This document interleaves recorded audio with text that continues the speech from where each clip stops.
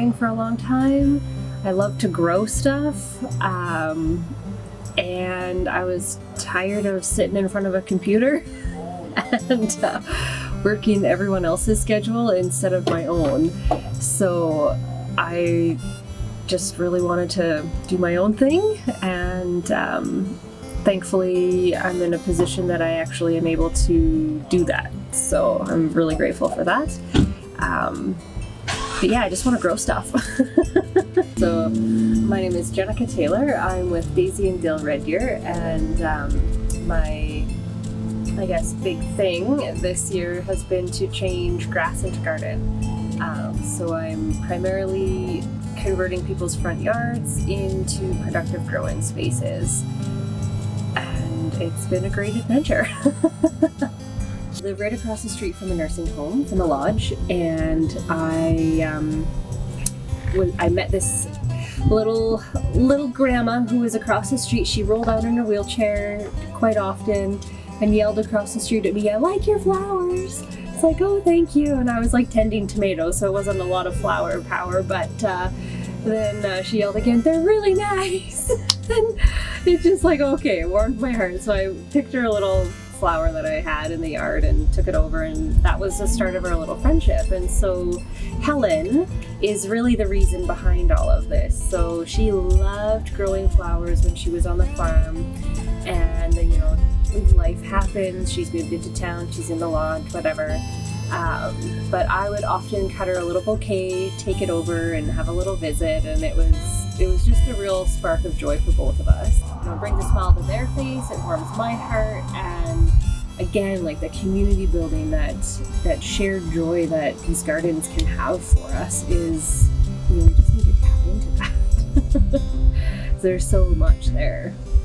So coming to Red Deer, there wasn't a lot of organic grocery stores or anything, so, you know, I was very interested in starting a garden, and but I also knew that it was a lot of work, digging up the sod and creating a space that I could grow a garden here.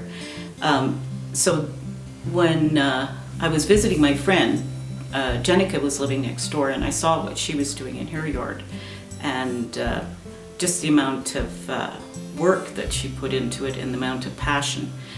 She was turning hers into mostly a flower garden, but my friend had said that she was thinking of, you know, doing other gardens in other people's yards, and I had just commented if she was ever interested in doing that, that I would be most interested in offering my yard. And she said, "Yeah, I'd like to use your yard." I said, "Great." She said, "I'll do up a little design." She did. We met. I loved it, and it probably took about a half an hour, and we were both on board. From there, so she had to. I wasn't familiar with lasagna gardening, and when she explained it to me, it sounded like the best opportunity with the least amount of work. So we picked a date, got some cardboard, big kind of refrigerator contained, you know, that refrigerators came in, so nice thick cardboard, and covered the whole half of my front yard.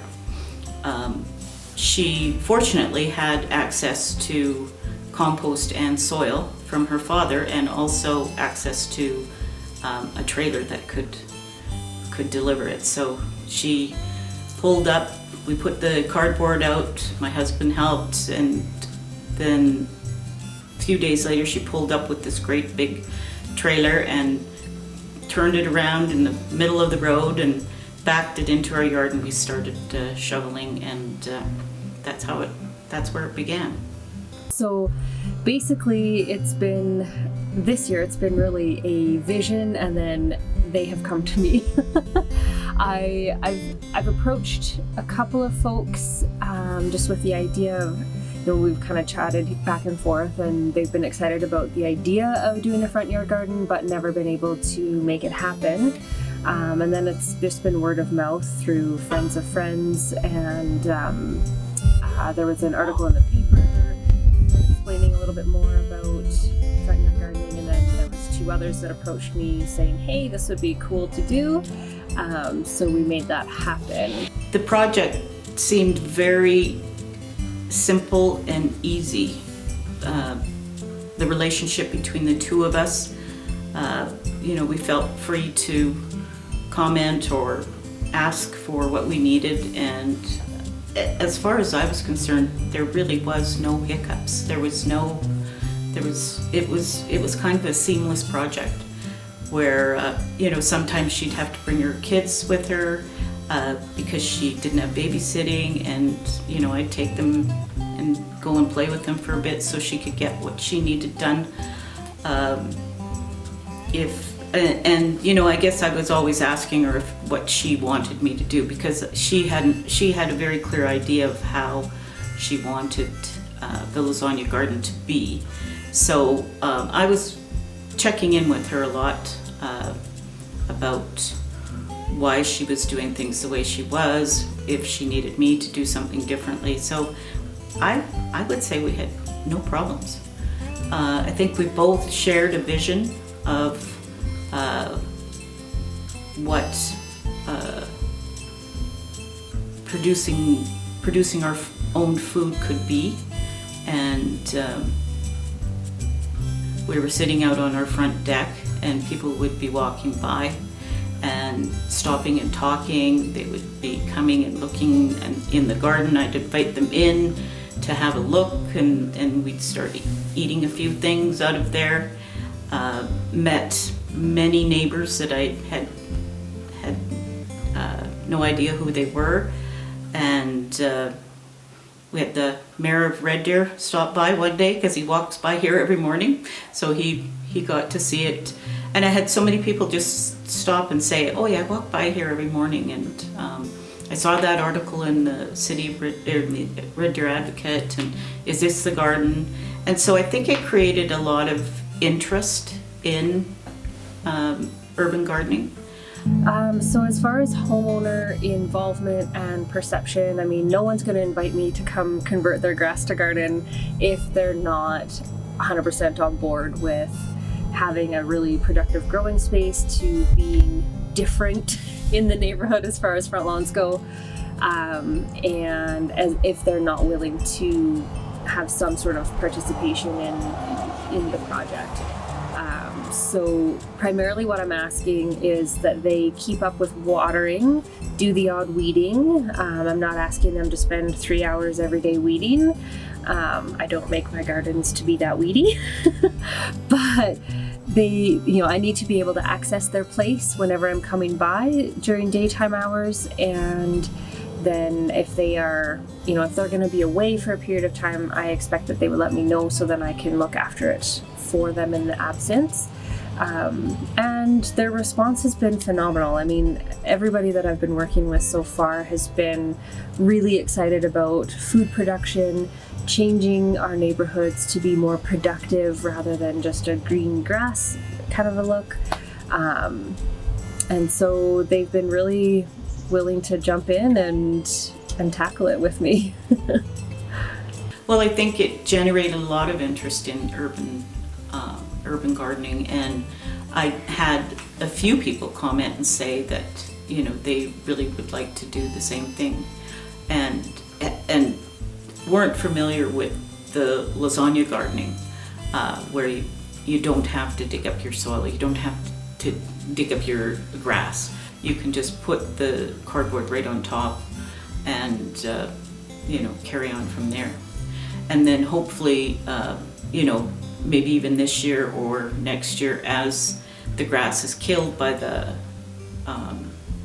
cardboard and the dirt on top of it, then you can begin to grow more root vegetables and things. So for right now, the first year you have to stick to more things that grow on top.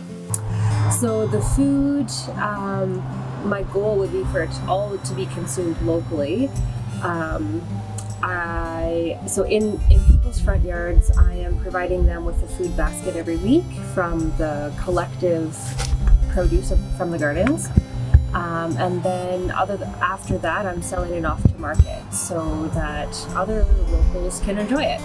And it's just so that we can increase our food security, sovereignty, I guess, is kind of another term that floats around out there. But yeah, just to reduce our food miles, to increase our food security, and get back to nature.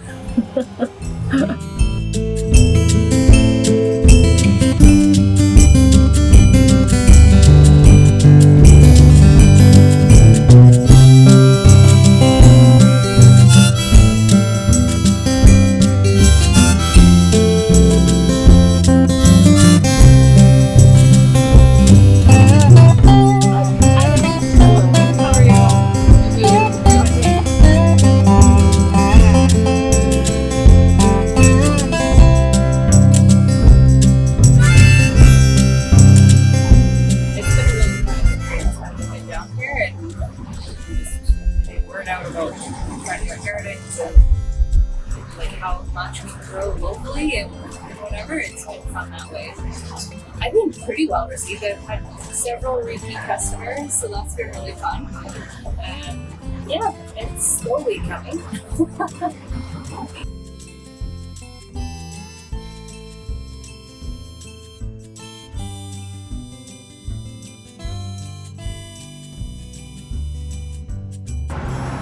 Yeah, so within restaurants, I've always believed that supporting local and small businesses is always more important. Everyone has a story about a local farmer's market or a local producer that they really love and enjoy. And being able to be in what's still referred to as like the breadbasket of Canada, like the prairies are so agriculturally heavy in everything that they do business-wise, and all the fertile lands around here, it just made total sense to actually look into getting a system in place where we support local businesses and local producers and farmers. So at the moment we run a cooperative of farmers which is about 14 strong, and that ranges from flour to vegetables, fruits, meat, produce. Even some of our pottery and some of our plates are from a local producer out in Sylvan Lake. And everywhere that we can, we make sure that we support anyone local, and we're also using that as a vehicle to really sing about these local producers, because they always need help. They're always the underdog, and call me a sucker, but I've always loved an underdog story. Last summer, Jenica reached out through social media and basically told me about her vision with Daisy and Dill. And as we were already supporting a bunch of local farmers and producers, I immediately snapped up the chance. I went to her house here in the city, looked around some of the gardens she had pre-planned, some of the seed planning she had, and we basically just got on really well. We're good friends. We talk probably weekly about produce primarily, and all the stuff that's happening this year. Last week I also sat down with her to make a seed plan for us this year, which basically means that there will be a garden within her system that will just supply Occam's razor, and that will also help us regulate food wastage. We're able to plan for the rest of the menus, so with her new greenhouse that she also has now, she can grow basically year round, which also means that we're able to put her on the menu and her products on the menu year round as well.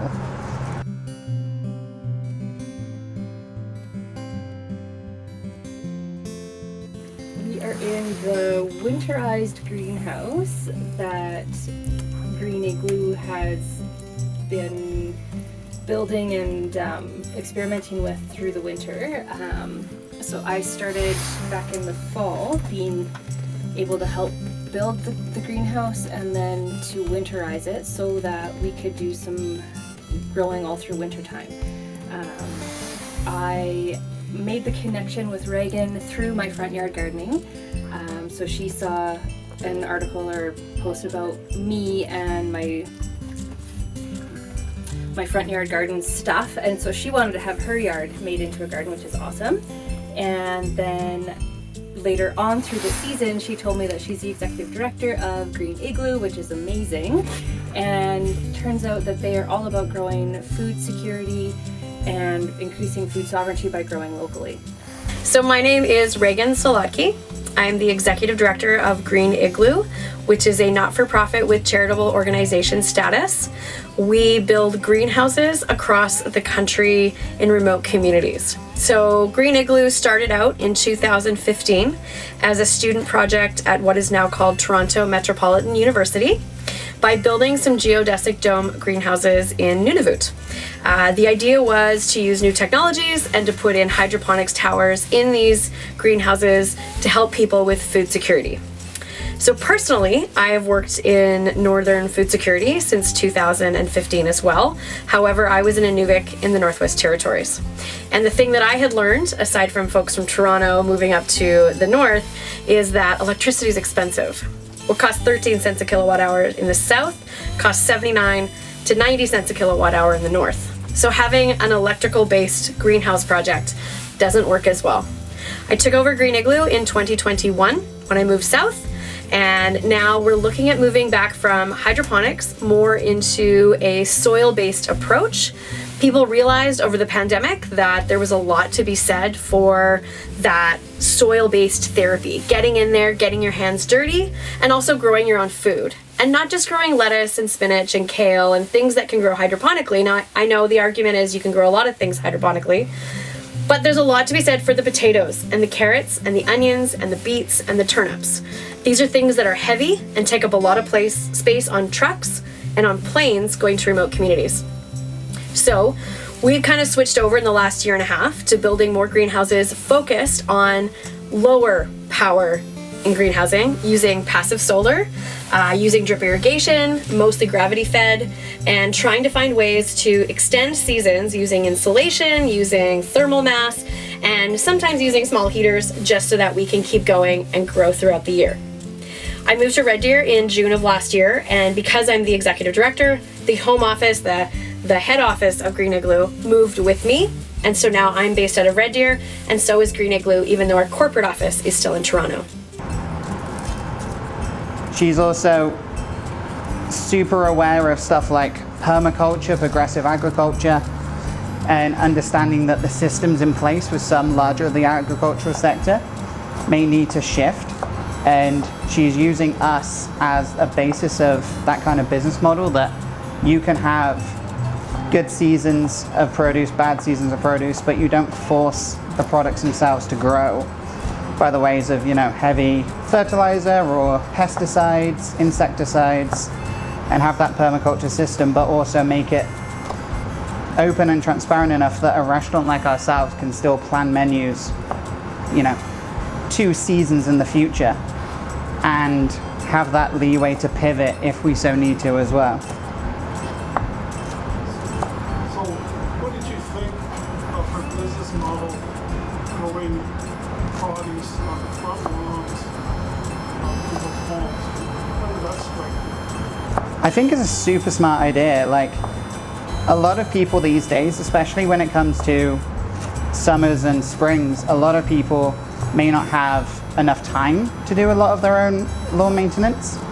And the idea that you can grow products and food that the city can enjoy itself under the city city limits is amazing, because all of a sudden you're reducing food miles to block sizes. There are free gardens within a 5-block radius of here, I believe, that she did last year, and I think she's planning more. And there's not many times that you're lucky enough to kind of say to a customer that, oh, you really enjoy these onions, these carrots, these beetroots. If you look outside the window and look left, you can see the garden they're grown in. It also gives us a lot more accountability when it comes to products as well. We're able to say to guests that we understand the farmer, we know where it came from, we know how it's grown, we understand the thesis of how it's grown, everything that she stands for and how it kind of aligns with us and our business model as well. And it just really helps when you have a small cooperative of producers and farmers that are also understanding the same problems you have, and everyone, it's more of a personal base. Like, I know all of the suppliers by name, we speak pretty regularly, and it's that kind of customer service and that understanding between us all that really helps push forward the fact that, like, you know, local support is better, in my opinion, because of those kind of rules where you're able to give them a text or they give you a call and you can get all the information you need. You can have any extra information. They can also grow interest in things for you.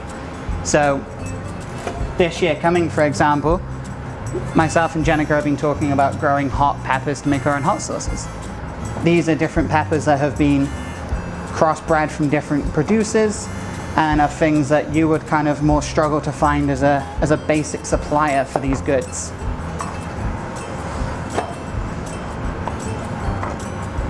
Are there any other types of vegetables you'd like to see grown, maybe some things that aren't common here in Alberta? I think for the most part, most root vegetables are covered. There are a couple of things that, because I have a traditional European and French cookery side to me, because I have more of that European and French side, I have a couple of root vegetables that I would like to see more available for that sense. Celery roots, parsnips, different kinds of beetroots, and also a different array of potatoes and tubulars. Also cauliflower, so like Romanesco and things like that. These are all things that the province itself can grow pretty well. Like, they grow well in these kind of harsher conditions. But it's also understanding that as a business model, they need to make money off of what they're growing. And if there's no call for those things, there's no point in growing those things. So with working with Jenica especially, being able to use these products and actually showcase them for what they're worth, we're able to kind of show people what they are, how they can use them, and how good they can taste, to hopefully get more people involved in wanting to have them. And that means that there's more chance of them being grown throughout the city and throughout the province, because there is now a need for it.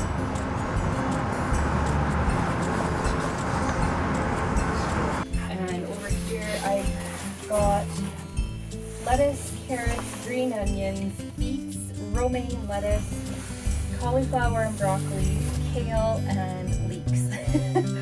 And we have had a great amount of success, I would say, in our first season here in the winter greenhouse. And I mean, over 3 kilos of salad is, like, if you think about the great big bags of spinach at the grocery store are 1 kilo.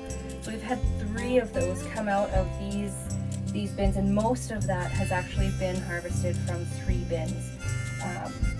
Because obviously the garlic is filled up with one, and then there's been carrots and the cauliflower and beet and broccoli in the other. So it's been a really great thing to see how much food we can get out of a really small growing space.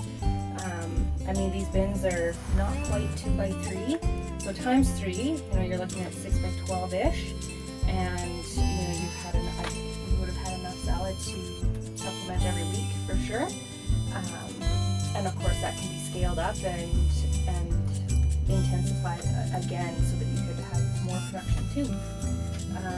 So that's a little bit about the winter things, and we're kind of switching gears here now. It is getting warm, and so we are looking ahead at selling some strawberries, which is all of these little guys up here, and some salad planters you can see down there. So we are looking at doing a bit of a fundraising plant sale here in a couple weekends between Green Igloo and Daisy and Dill, and that will be a partnership sale just to raise awareness and to raise some funds for each of our summer endeavors.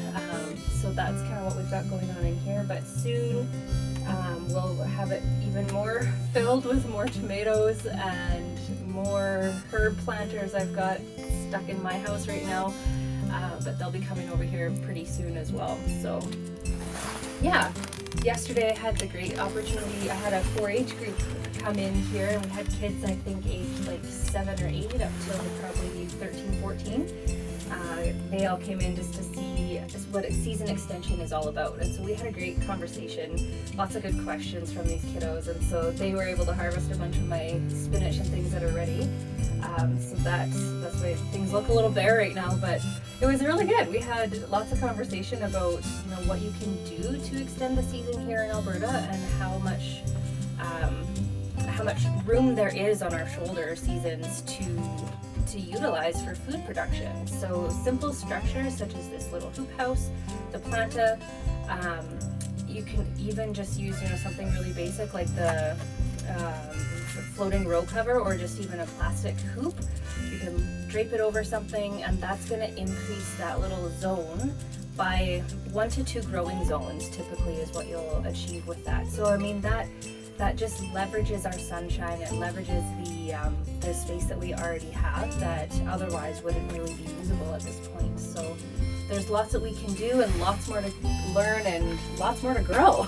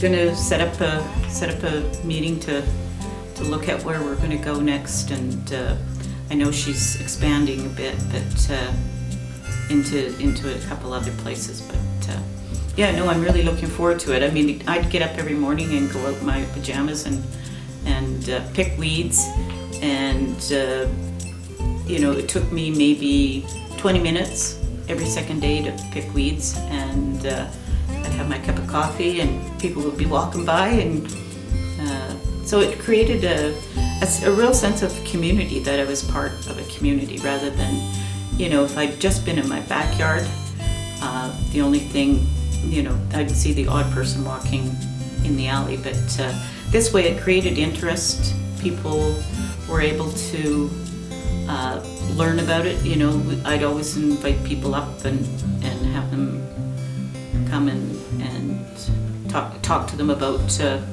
what Jenica's plan was, and yeah, I think it created a lot of interest, and people stopped and talked to each other, which, you know, it wouldn't have happened before. We can all front yard garden. You know, we can all take steps to green our city even more. I mean, I feel like Red Deer's done a really great job of being a pretty green city and making good effort in looking after our environment. But we can all do a little bit more, and whether that's growing a bit more of your own food, or whether that's providing a microhabitat in the form of a garden, flower garden, veggies, mixed, whatever. All of the plants that we have in our yards work to create the habitat as a whole. And so if you have a yard that's converted to growing productive plants, what you are in effect doing is creating a microhabitat and even a microclimate in some cases. And so when we do these things, then we give the birds and the bees and the little bugs and all those microbes a better environment to live in, which then as a whole we get to benefit we get a greater benefit out of that, and so then it just contributes to our ecosystem And so I would encourage everybody to do a little bit more of that. Daisy and dill, I mean, let's just keep planting, keep growing, and eating those veggies.